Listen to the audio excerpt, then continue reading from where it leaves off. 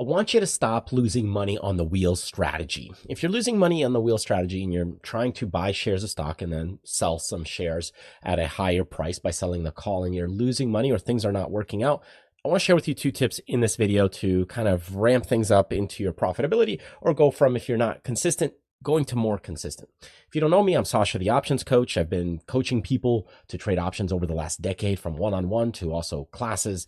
And one of the things I've done recently is go in and share people how to actually implement some concepts to looking at the delta of the wheel strategy. So what a lot of people do, one of the bigger issues is that they're simply looking at the wheel strategy as a direct linear approach of buying 100 shares and selling a call. And yes, this is all fine right here. I've got Pinterest buying 100 shares, selling a call, and now I've got a delta and it's moving to the upside. And this is all good. It's working. It's making money.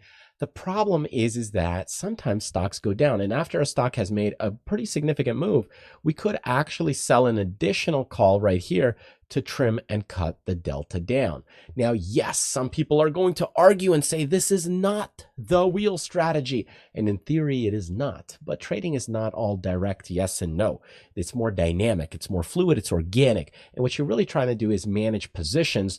In this case, managing the delta. So as the stock is more extreme or has popped a little bit, we are trying to cut the delta.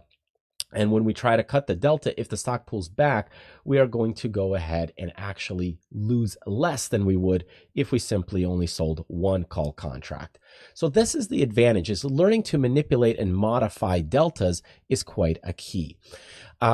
If you're trying to say, hey, this is also a little bit of a problem if it continues to go higher, well, yes, you do have to have some additional capital. Like if the stock keeps going to 35 and keeps getting extended, you should have some money to be able to buy more shares, because money's leaving the account, meaning, hey, you lose these 100 shares, but then at a certain point, you'll buy another 100 shares, meaning, hey, these shares will be gone. And then once those shares are gone, you can go in and buy your next batch of 100 shares. So just make sure you have a little bit of extra cash flow. It does create a little bit of additional risk if you're overselling, but nevertheless, if you're managing delta appropriately and cautiously, it should keep you a little bit of out of water for those positions that really go down or go south against you. The other thing I want to share with you is something called the reverse wheel. Now, we're actually just doing a class right now at the moment as I'm filming this, and that's why I'm doing a little video about this concept. Is the reverse wheel is more about trading the wheel strategy in bearish market conditions. So if you didn't know, you could actually do the wheel and flip it on its head and do it opposite or backwards. So the standard wheel is kind of buying 100 shares, selling a covered call, and then getting rid of those shares at a higher price. The reverse wheel is opposite. You're actually selling 100 shares first, and then what you're doing is you're going backwards, and then you sell a put to acquire those. I want to show you this concept. If we go in and show you this Costco concept for this trade example. So here, the way I've done it is I've sold the 100 shares first. Yes, it's a negative 100. Yes, you might say it's dangerous.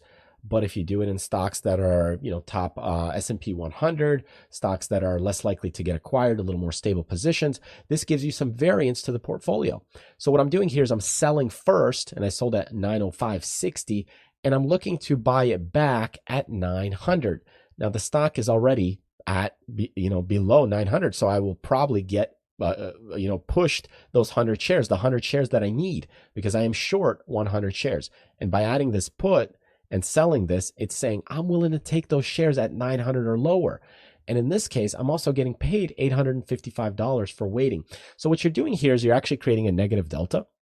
And this negative delta is a very similar risk profile picture, if you look at it, to covered calls, except it's backwards. It's flipped on its head. It's mirror image in a way, and you're going the other way. So you need stocks to go down. So a lot of people, what they have is positions that are similar to something like this or like this. We have the strategy where the stock's going up and then it flatlines, and we're doing a bunch of these time and time again. And if it doesn't work, we'll just keep selling calls against it.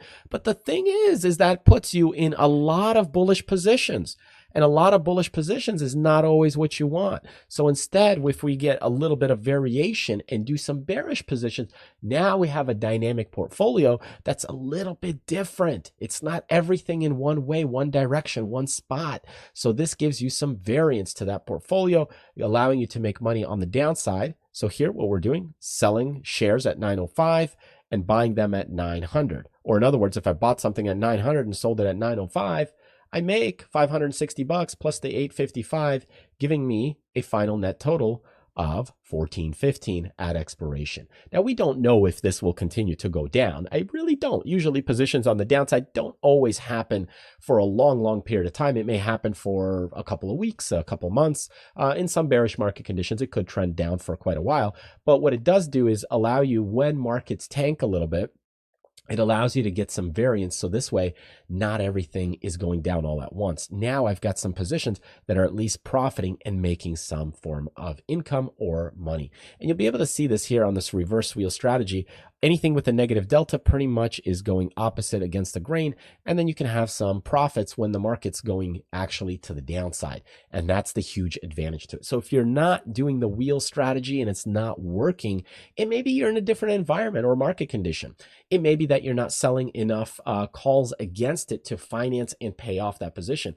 But this is the exact thing that we've covered in our latest class, the reverse wheel, where you can actually also flip things on its head, giving you some more insight to doing things a little bit different and backwards. So stop losing money on the wheel. Those are some tips that you can use. If you have some additional questions based on your personal scenario or situation, reach out to me directly. You can book a quick call.